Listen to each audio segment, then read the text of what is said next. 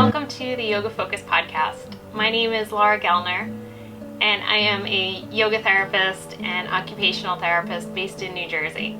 I created the Yoga Focus podcast as a way to talk about the tools and techniques of yoga and to see how we can use those techniques to create a greater sense of focus and clarity within our life. Hey everyone, today on the Yoga Focus podcast we're going to be talking about feet. Specifically about the feet being the foundation of the body and the feet being this part of the body that works really hard for us every single day and doesn't get nearly as much attention in our yoga practice as the hamstrings or the core. And of course, all of those areas are important in the scope of the way that the body works, but I think that it's easy for us to give the feet more attention within our yoga practice if we just pick up on a couple little tricks and tips. Very easy to integrate this stuff. So the first thing that I want to talk about with the feet is the structure of the foot. In a lot of times we talk about this triangle shape on the bottom of the foot, 2 points of the triangle being the base of the big toe, the base of the little toe, and then the center of the heel. If you connect those 3 points, it creates this triangle. So sometimes when we're talking about weight shifting, we might go toward the ball of the foot, those 2 points at the base of the toes, or we might rock back toward the heel. Sometimes I'll even break that up a little bit farther to talk about the inner edge of the heel and the outer edge of the heel. And the reason I like to do that is because if our foot likes to turn in or turn out, we can feel a difference between the pressure toward the inner edge of the heel or the pressure toward the outer edge of the heel. And that center point is really where most of the time we want our pressure to be, but depending on the pose that we're in, that definitely could change, and it's totally fine if we're leaning one way or the other in certain poses.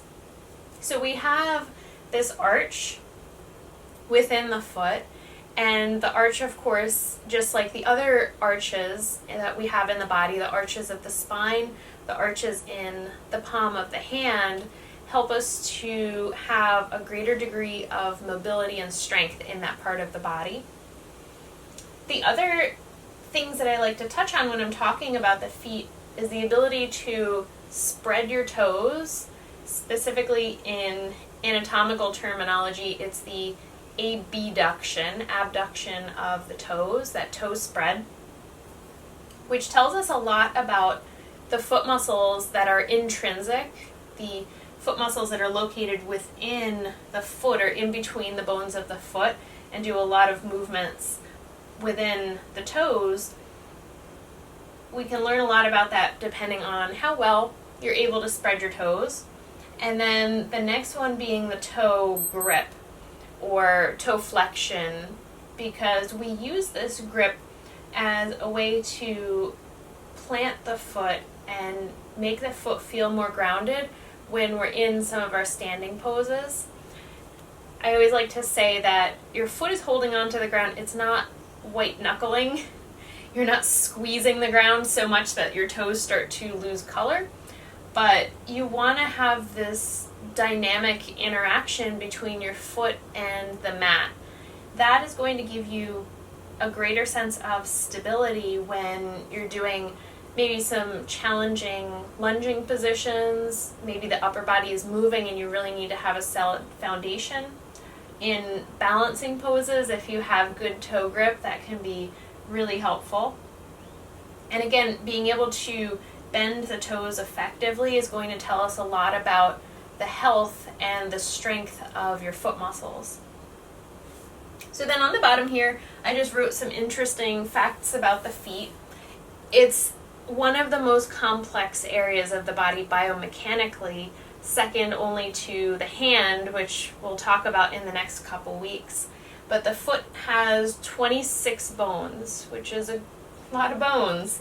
And in between those bones, there's a total of 33 joints.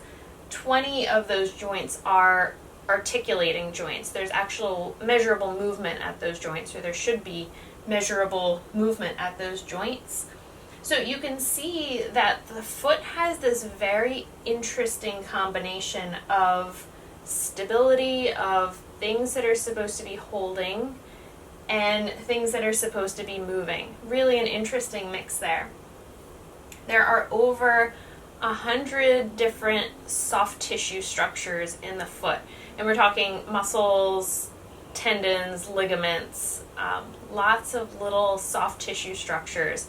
If you've ever sprained an ankle, you can attest to that.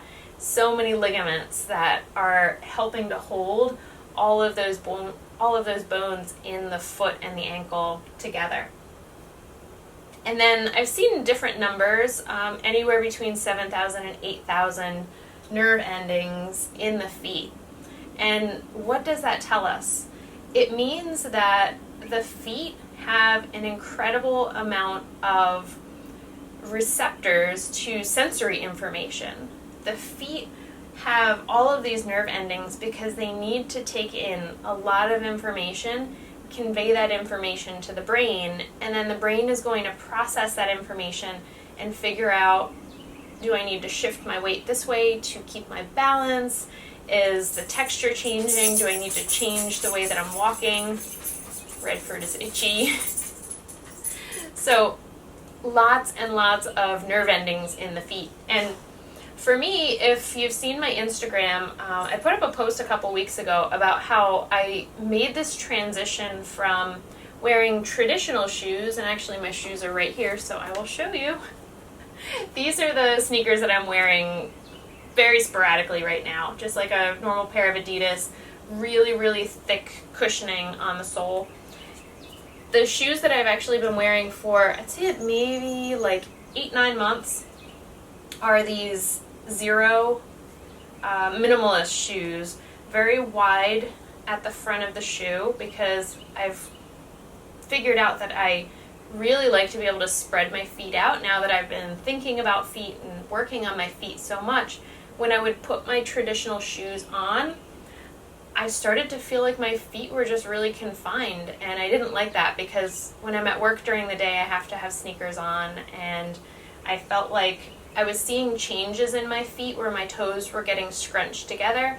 I had the beginning of a bunion forming on the right big toe, and once I noticed that starting to happen, I knew I needed to take some action to make sure that that didn't progress and to see if I could reverse those changes. So one of the first things that I did was buy this shoe with this really wide toe box. I ordered these online because it's nearly impossible, at least where I live, to find natural shoes that are actually shaped like a real foot. If you think about it, and especially if you have young children in your life, check out their feet. See that the big toe to the little toe is the widest part of the foot.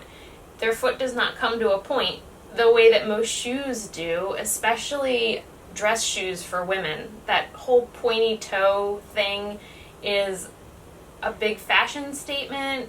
Almost all of the women's shoes that I've seen narrow on the sides toward a central point. But if you look at the shape of a foot that hasn't been crammed into traditional footwear for too long, the toes are supposed to be the widest, and then the foot gradually gets narrower back toward the heel. So when I was looking for shoes, I wanted a shoe that was actually shaped like a foot, because once I started thinking about it, it just made sense. The part that I didn't think about when I was ordering these shoes was the difference in sensory input. I knew that it was a minimalist shoe, so it didn't have as much cushion in it, but I didn't realize how little sensory information I was getting in my feet wearing my traditional shoes until I started wearing these. And I would walk the dog and I could feel the different textures of sand and gravel and dirt, cement. And then I started to notice that it actually changed the way that I was walking. When I had my traditional shoes on, that really strong cushion, I had a very heavy heel strike. My foot would hit the ground hard. As soon as I started working my way into wearing a minimalist shoe, I couldn't do that really hard heel strike because I felt it. It was uncomfortable. So I noticed that I started placing my foot down more gently, more thoughtfully when I was walking compared to my other shoes. So, not to make this sound like a commercial for minimalist shoes, but when you're making that transition from a traditional shoe to some kind of a minimalist shoe, you have to really do it gradually because you've been wearing traditional shoes for probably quite a while, like I had. And what I started doing was I would wear the minimalist shoe on like my shorter days, my days where I wasn't at work as long, or I wasn't doing anything quite as strenuous, just to gradually start to introduce that different experience to let my body get used to it. And then I started to work up a little bit longer every time I would wear them. A few more hours. I would alternate days usually of the minimalist shoe and my regular shoe. What I started to notice, especially if I would walk, like if I would just take the dog for a walk for like 20 or 30 minutes, if I was wearing the minimalist shoe, the next day the muscles on the inside and the outside of my ankle and my calf were sore. Because the minimalist shoe does not provide an external stability, so my muscles had to pick up the slack, and they were obviously weak from not having to work as hard. I found that super interesting because this is a problem that I've had when I've gone hiking before. So most of the time I'm on very flat ground. When I walk the dog, it's like relatively bumpy, gravelly, but not too uneven. So if I was getting ready for a big hiking trip, I would do a lot of like leg exercises, squats, lunges, all sorts of stuff like that. But every time I went hiking, my lower leg muscles would be so sore because I was going from walking on relatively flat surfaces where my ankle didn't have to accommodate a lot from side to side to climbing over rocks and trees and all sorts of things on a hiking trail where my ankle was constantly going from side to side because of the uneven terrain. So I think the worst one was probably after I hiked the Grand Canyon. The day after, I could barely walk because the lower part of my legs were so sore. Upper legs, a little bit, but not bad. I had prepped them really well, but didn't even realize that my ankles and the muscles in my feet and my lower legs were not getting any work in my normal day-to-day life, even though I was exercising and walking a lot. The situation with my shoes and just normal ground, most of the time, unless we go into the woods, we're all pretty much on very flat, solid surfaces. So that is not challenging to the foot and the ankle muscles. So I really learned a lot in that process, and I have to say now that I've transitioned to the point where I can wear my minimalist shoe every day and I don't get sore anymore and my feet have really acclimated to it, and then I tried to go back to wearing my old sneakers, it's just not the same. It feels very confining now. So I really noticed that difference. If I try to move my toes around in the shoe, there's just no room. So I think I'm really stuck on that whole minimalist shoe thing. But back to yoga related things.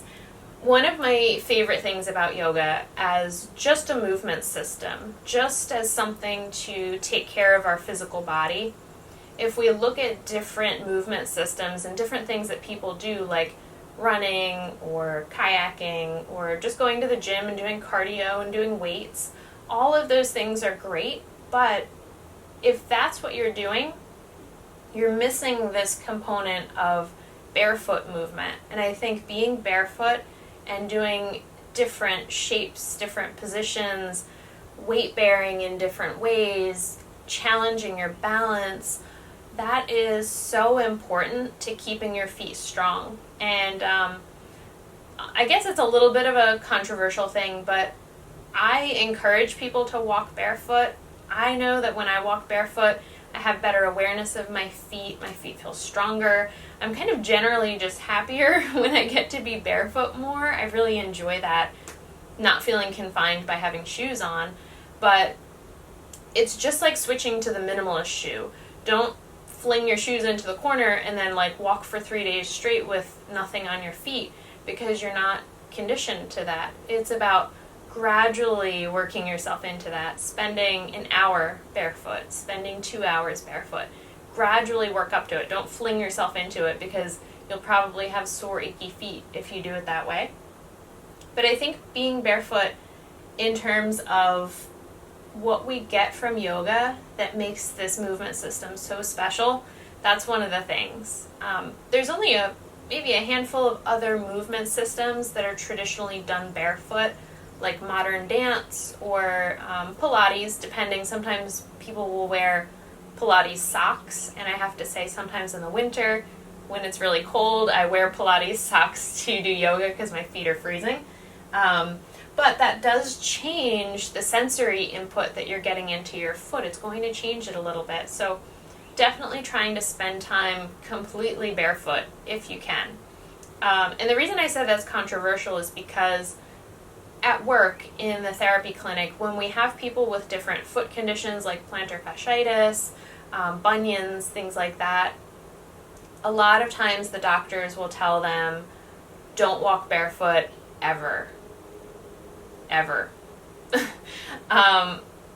And there's a lot of factors that go into that, especially in the clinical setting. There's a lot of factors that go into that. But I tend to not like when medical professionals give that solid 100% advice of you are not allowed to be barefoot ever.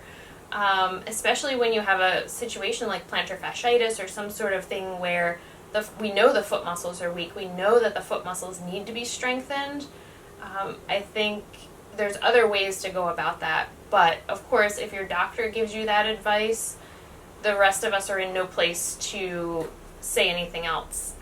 But you, as the individual, can advocate, can research, can understand your own body, and maybe figure out that sometimes if a doctor tells you something, it's coming from a certain place. But you might be able to figure out that that isn't the 100% best advice for you personally to follow. But that's a really individual basis. Now that we've talked a little bit about the feet and why they're such a complex part of the body and why it's so important for us to give extra attention to the feet during our practice, let's talk about some of the things that I do to just kind of weave in a little bit of extra attention to the feet, the toes, the ankles within the scope of your regular yoga practice. One of the first things that I like to do is just weight shifting. You can do this in mountain pose, in just a simple stand, or you can do it in forward bend. I like to do a little bit of both and let people play around with their weight shift. So what I mean by that is if you are in a position where the feet are on the mat, rocking your weight toward the toes, toward the ball of the foot, and then rocking your weight back toward the heel. You can go back and forth, or you can hold one direction or the other. I especially like to do that in a forward bend, because when you perform that weight shift in a forward fold, you will feel the sensation in the back of the leg change positions. It will get different parts of the hamstring. And I always say shift forward and back, and then stop at the space where you feel the best sensation in the back of the legs, or that desired level of sensation in the back of the legs. For a lot of students, that might not be the completely even weight shift that we usually have, where we want the ball of the foot and the heel to have about even pressure in it. They might be leaning forward slightly, they might be leaning back slightly, but for the student to understand that when they come into forward bend, they have the ability to rock their weight slightly to shift their internal experience of that pose, it's a really nice way to empower the student to make those little adjustments within their pose so that they're getting exactly what they need out of it, rather than that traditional way of teaching yoga where every single person does it the same way. So I love ways to help the students to customize their practice, get what they need out of it.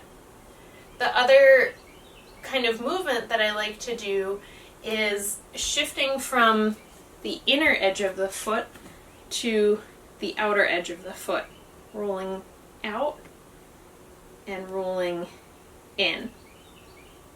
And just because I'm an occupational therapist, I prefer the terms pronation for rolling in and supination for rolling out, because those are the terms that we use with the hands. Those are the terms that tend to make more sense in my body and in my brain, just because I'm used to talking about the hands more. But inversion is when the inner edge of the foot is lifted, so when the big toe side of the foot is lifted, and then eversion is when the outside of the foot is lifted. So that would be like the equivalent of pronation. I think a lot more when you're talking about the feet, you will hear the terms inversion and eversion more than pronation and supination, but it's good to know both and see which one you feel more comfortable using on a regular basis. But those are kind of the 4 different directions of weight shift, front and back, and then rolling in and rolling out.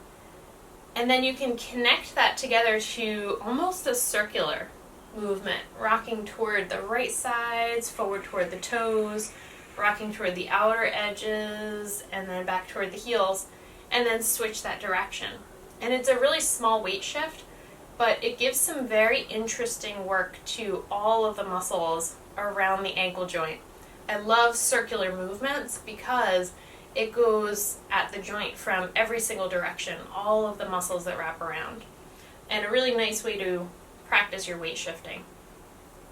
Okay, so another way that I like to bring in foot and ankle work into the practice is using toe balancing poses, because the feet are so dynamic when you're in a balancing pose.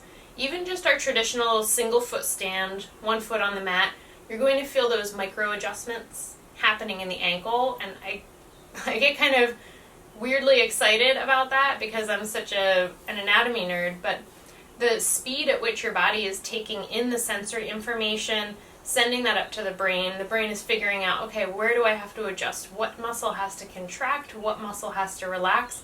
Sending that information back down, and it's turning into these really slight little adjustments. It's just an amazing process.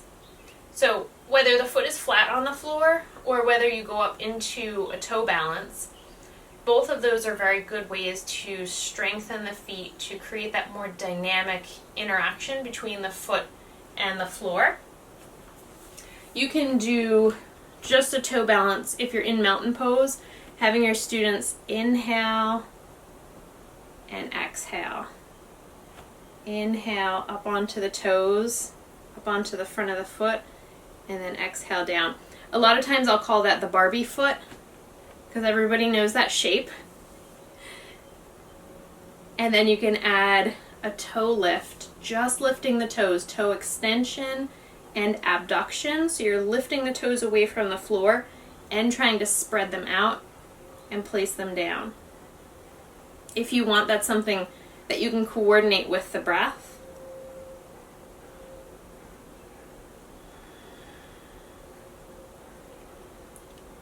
And then rocking back onto the heel even farther. And this is always kind of a fun thing to play around with, because it is very hard to keep your balance when you're leaning back onto your heels. A lot of times I'll do this at the wall, but seeing if you can balance. And even more fun is like trying to walk on your heels. What you'll start to notice is the muscle that comes right up the front of the shin is very active when you're doing that, and that is frequently a muscle that is weak, the tibialis anterior. It's a very important muscle in creating dorsiflexion and lifting the back of the foot up. So it's a really nice way to strengthen that muscle that can tend to sometimes be weak, and it's a fun way to work on your balance.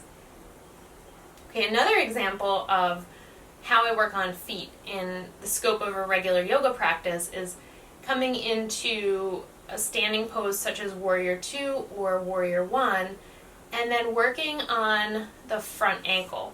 So if I was in Warrior 2, the front ankle would alternate between lifting the heel, contracting the calf muscle, dropping the heel down, lifting the toes, and then lifting the ball of the foot so you're just resting on the heel. Drop the foot down. It's like you're pumping the ankle forward and back, but the rest of the pose is trying to stay as still and stable as possible.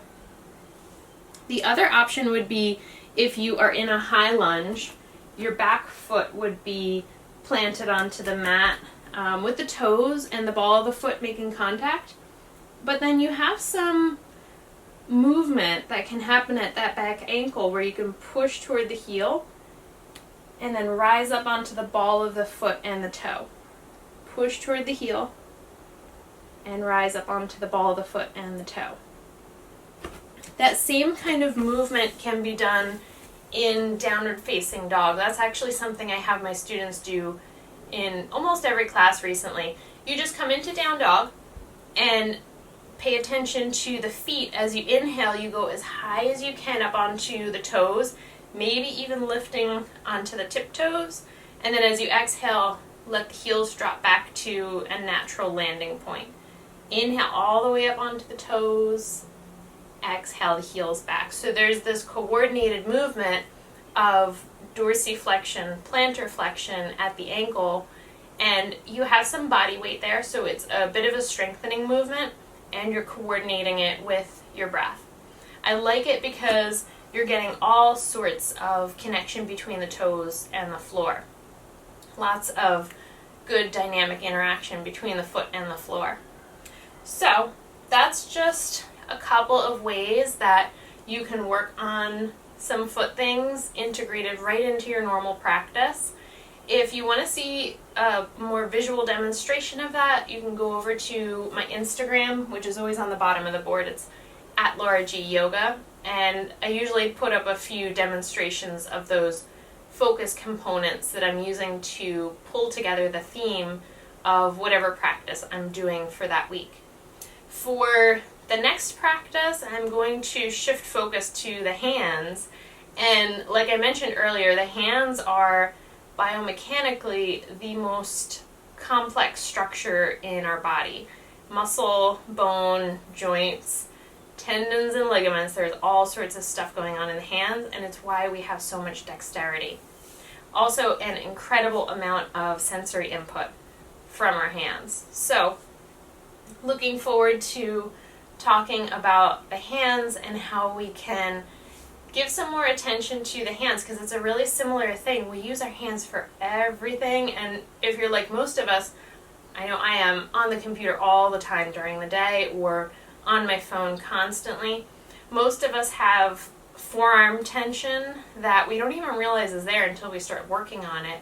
And things like carpal tunnel, thumb arthritis, there's a lot of different hand injuries that are becoming more and more common because of our constant interaction with computers, phones, all of the technology that's become a really essential part of our day.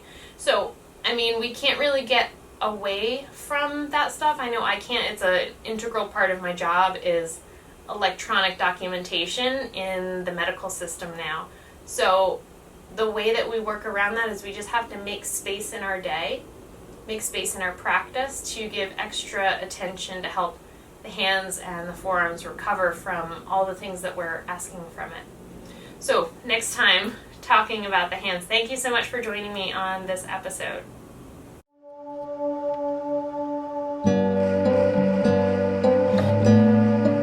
Thank you so much for joining me in this episode of the Yoga Focus podcast.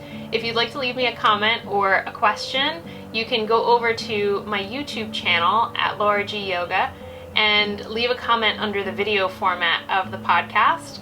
Or you can go onto my Instagram, which is also at LauraGyoga, and leave me a question or send me a direct message on there. If you want to ask a question for a future podcast topic, go over to the Anchor app on your phone and you'll have an option on there to send me a voice message, and you might be featured in a future episode.